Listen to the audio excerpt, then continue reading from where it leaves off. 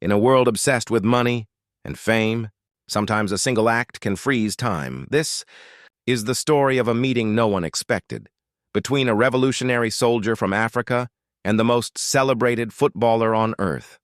A moment that began with a handshake and ended with a gift worth $100 million. The year is 2028.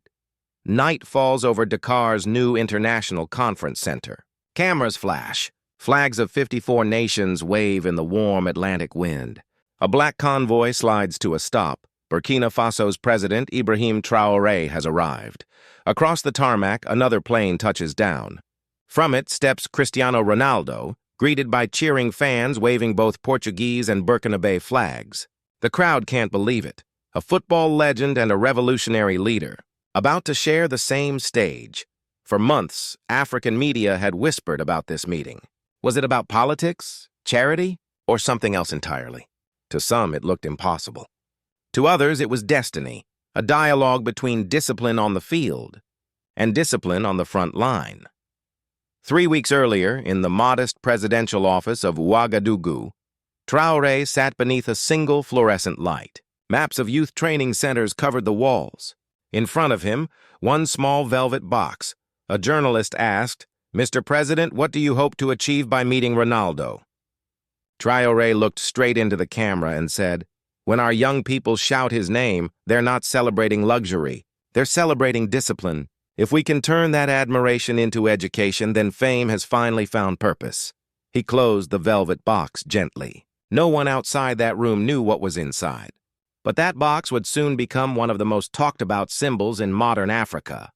At Dakar Airport, humidity shimmered in the air.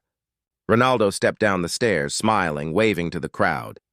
Protocol officers handed him a bouquet of desert lilies, Burkina Faso's national flower. Flashbulbs went wild.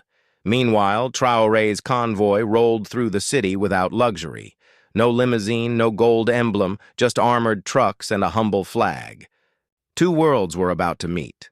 The African Youth Sports and Innovation Forum opened with drums and applause. Children in traditional dress danced beside tech students holding tablets. Old Africa meeting New Africa. When Traoré walked onto the stage, he wore his usual camouflage jacket over a plain white shirt.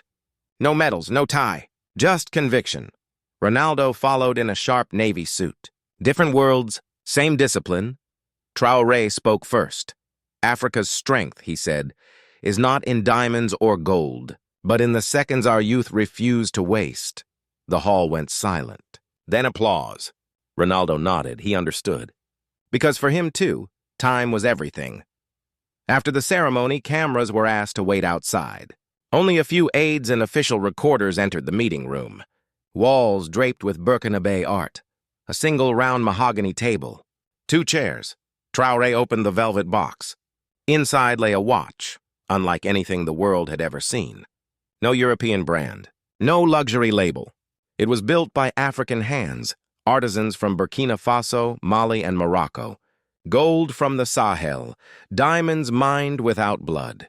A masterpiece of skill and symbolism. Experts would later say its value reached $100 million. But that was not its meaning. Traoré looked at Ronaldo and said quietly, "You have given millions of African children a dream of time well used. This watch carries our message that Africa too knows how to measure and master time." Ronaldo stood, moved, almost speechless. He took the platinum watch from his own wrist and placed it in Traoré's hand. "Then let us exchange time," he said. "You remind me what it costs. I remind you what it's worth." Applause filled the room.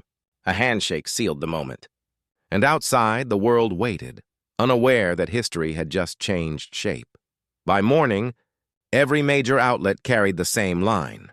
Ibrahim Traoré gifts Ronaldo a $100 million watch. Some called it madness. Others called it magic. To critics, it was extravagance. To supporters, it was a statement that dignity is not measured by wealth, but by the courage to give without fear. For the people of Burkina Faso, the price tag didn't matter. What mattered was the message. "For once," a student tweeted, "we are not begging the world. We are giving something to it." And so, a single watch became a symbol, not of gold, not of glamour, but of confidence, the moment a continent reminded the world that it's time.